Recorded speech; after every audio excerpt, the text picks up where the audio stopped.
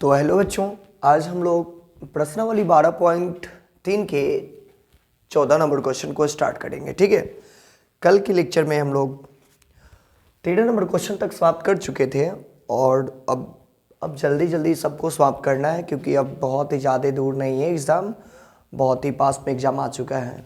तो हम लोग ज़्यादा ना बात करते हुए क्वेश्चन को बनाएंगे। उससे पहले कि मैं एक बात आपको बता दूं कि कल यानी कि 1 तारीख से आपको मैथ्स और साइंस के 20-20 नंबर के वस्तुनिष्ठ प्रश्न आपको पढ़ाया जाएगा, जो एग्ज़ाम के दृष्टिकोण से बहुत ही महत्वपूर्ण होगा, बहुत इंपॉर्टेंट होगा।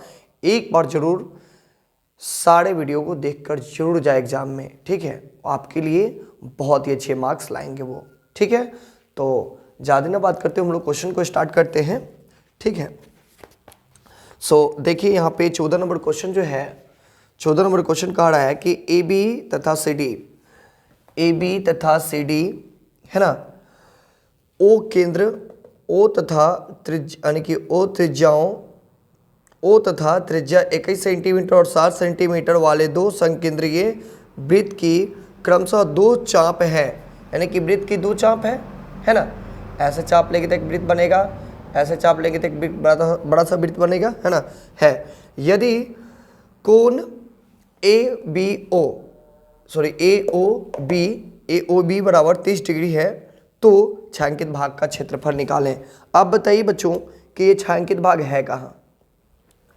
तो छायांकित भाग कहाँ है, तो छायांकित भाग यहाँ से लेकर के और यहाँ से यहाँ तक आएंगे। सॉरी, हिल जा रहा है, ठंडी तो काफ़ी है। पता है बच्चों आप लोग के लिए हम कितने मॉर्निंग में आते हैं वीडियो बनाने, बहुत मॉर्निंग में आते हैं। यहाँ पे 4:30 में पहुँच चुके हैं। तो ये देखिए 4:30 में मॉर्निंग में आ जाते हैं, तो आप लोग के लिए बहुत ही ज़्यादा मेहनत कर रहे हैं, तो आपको भी मेहनत करने की बहुत ज़्यादा ज़रूरी है ना। तो आइए बच्चों, यहाँ पे बढ़ रहा है ये, तो ये वृत्त की त्रिज्या हो गई, है ना। जब वृत्त की चाप लिया और ये कटा हुआ भाग वृत्त की त्रिज्या कहलाती है, और इसी वृत्त की त्रिज्या में दो त्रिज्याएं बन रही है, एक बड़ी सी त्रिज्या और एक छोटी सी त्रिज्या, है ना। तो पूरी बड़े त्रिज्य खंड में से छोटे त्रिज्य खंड को घटा लेंगे तो मेरा छायांकित भाग का क्षेत्रफल आ जाएगा। सिंपल है कि नहीं है। तो देखिए, तो हम लोग क्या करेंगे, तो छायांकित भाग का क्षेत्रफल कैसे ज्ञात करेंगे, बड़े त्रिज्य खंड का क्षेत्रफल में से छोटे त्रिज्य खंड को क्षेत्रफल को घटा लेंगे। तो बड़े त्रिज्य खंड का क्षेत्रफल क्या है, ए ओ बी त्रिज्य खंड का क्षेत्रफल ए ओ बी, यानी कि ए ओ बी इसका नाम दे दिए, है ना। ये बड़े त्रिज्य खंड है और माइनस छोटे त्रिज्य खंड सी ओ डी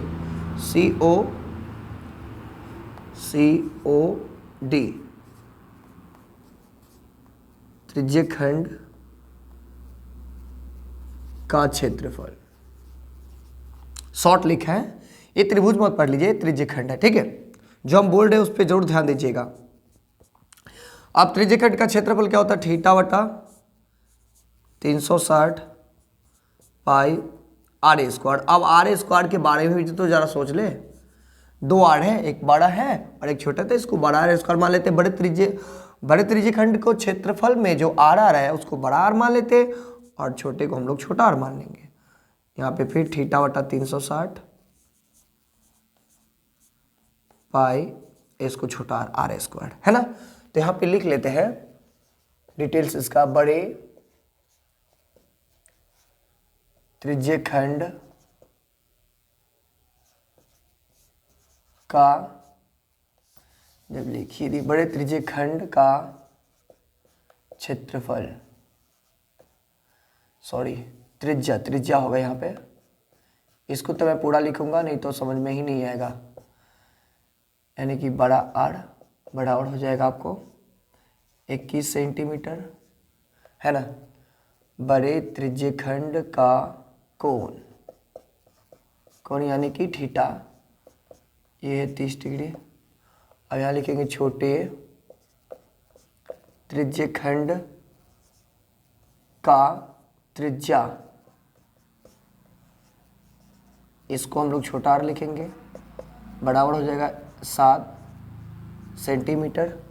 छोटे त्रिज्य खंड का कोण यानी कि थीटा, ये लिखेंगे हम लोग 30 डिग्री। तो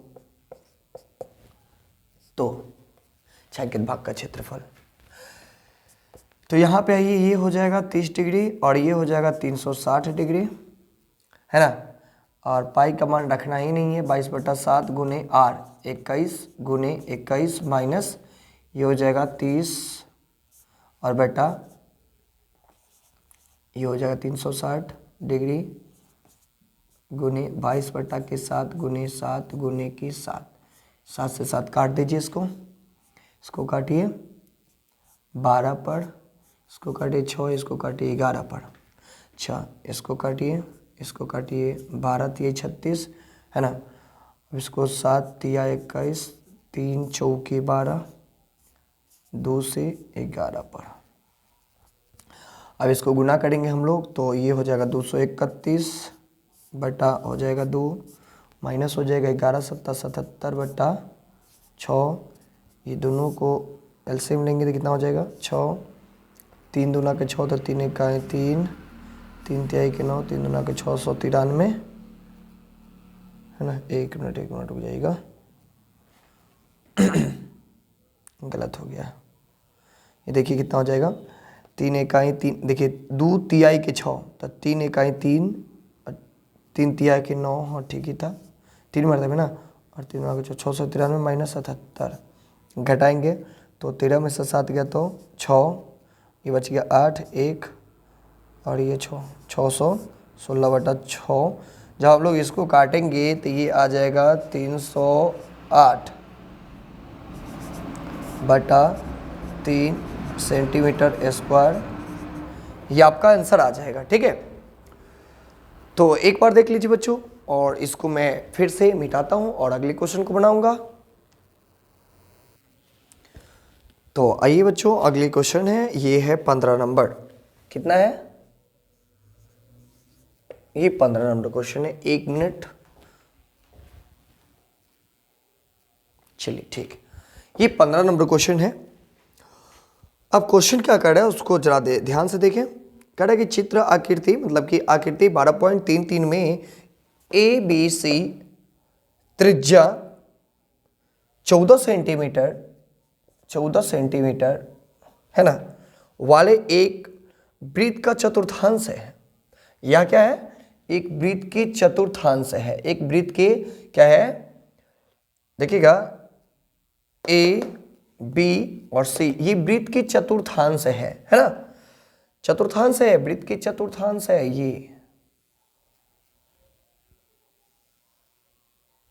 ये वृत्त के चतुर्थांश है, सॉरी, है ना। तथा BC को व्यास मानकर, है ना, एक अर्धवृत्त, मतलब कि चतुर्थांश यहीं तक है, ये चतुर्थांश है, ये वृत्त के चतुर्थांश है। BC को व्यास मानकर एक अर्धवृत्त खींचा गया है, और BC को अर्धवृत्त मान करके, BC को व्यास मान करके इस पे एक अर्धवृत्त खींचा गया है ना, अर्धवृत्त खींचा गया है। छायांकित भाग का क्षेत्रफल ज्ञात करें। थोड़ा सा बच्चों दिमाग लगाइए, बाकी बात क्वेश्चन तो अगर ये 14 है तो ये भी तो मेरा वृत्त की त्रिज्या ये भी तो 14 होगा। अच्छा, अब थोड़ा सा आपको दिमाग लगाने वाली बात है ना, कि मतलब कि ये छायांकित भाग जो है इसका क्षेत्रफल हम लोग कैसे निकालेंगे। तो सिंपल है ना बच्चों, क्या, जब यहां पे कह रहा है कि या इसको हम लोग व्यास मान लिए BC को, है ना, BC को व्यास माने और एक अर्धवृत्त खींचा, तो ये अर्धवृत्त के अंदर ही तो एक ये वृत्तखंड बन रहे हैं, है ना, है कि नहीं है। तो अर्धवृत्त का त्रिज्या तो हमको दे रखा है और इसका कोण भी तो है यहां पे 90 डिग्री, लेकिन क्या है कि हमको ये अर्धवृत्त का त्रिज्या ही नहीं मिला है। तो हम लोग एक काम सोचेंगे, पाइथागोरस थ्योरम से हम लोग इसको क्या करेंगे, इसको ले आएंगे, इसको ले आकर के आधा कर देंगे, ये वृत्त के अर्धवृत्त की त्रिज्या हमको मिल जाएंगे, है ना। तो आइए तो यहां पे लिखते हैं BC बराबर AB का स्क्वायर जोड़ AC का स्क्वायर। AB कितना है 14 का स्क्वायर जोड़ 14 का स्क्वायर, ये हो जाएगा कितना, इसको भी स्क्वायर करो, BC का स्क्वायर BC का स्क्वायर, ये हो जाएगा 196 जोड़ 196, है ना। अब BC का स्क्वायर, ये दोनों को जोड़ेंगे तो कितना हो जाएगा, 6 दूना 12 2 हासिल 1, 9 दूना 18 19 के 9 हासिल 1 और 1 1 2 1 3, 292, सॉरी 392। स्क्वायर को इधर हटाएंगे तो बटा इधर रूट में चला जाएगा।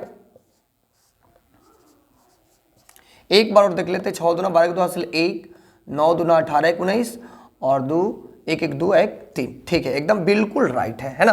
तो हमको BC जो है, व्यास जो है, यह मिल गया कितना, यह मिल गया है हमको ये 392।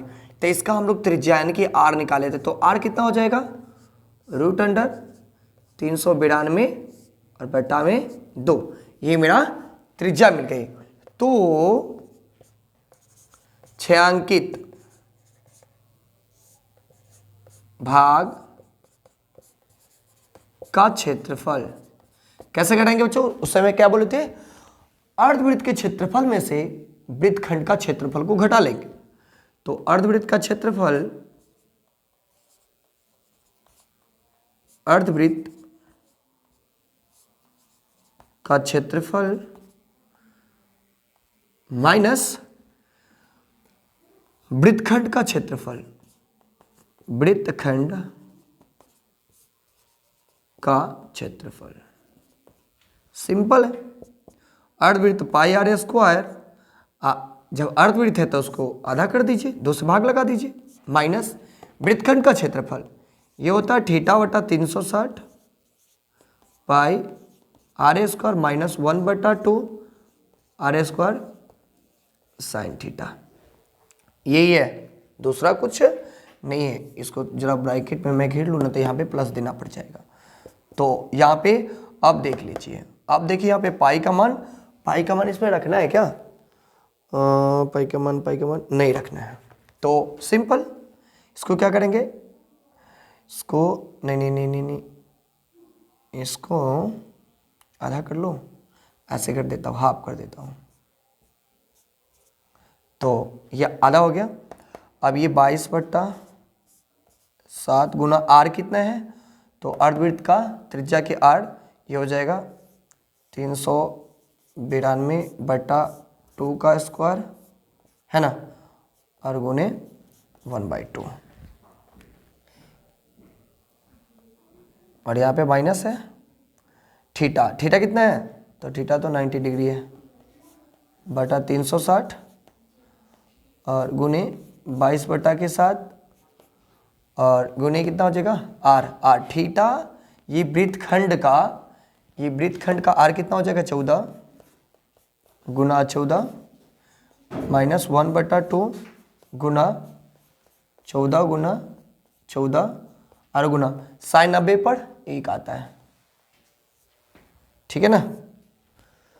तो अब यहाँ पे इसको सॉल्व करते हैं, तो 22/7 गुना से ये स्क्वायर कट जाएगा तो कितना हो जाएगा 392, और स्क्वायर इसके लिए भी होता है तो ये हो जाएगा 4 गुने 1/2, है ना। तो इसको हम लोग क्या करेंगे, माइनस, अब इसको काटते हैं, 9 चौके 36, 7 दूना 14, 2 11 पे, और ये हाँ 7 दूना 14, और ये इसको 7 पे काट दीजिए, ठीक है। अब इसको भी काट दीजिए ना, तो ये 7 पर। तो अब हम लोग इसको जोड़ घटाव कर लेते हैं, जरा और कटने वाला है क्या, देखते हैं काट के इसको, से इसको काटेंगे तो ये 7 से कटेगा क्या?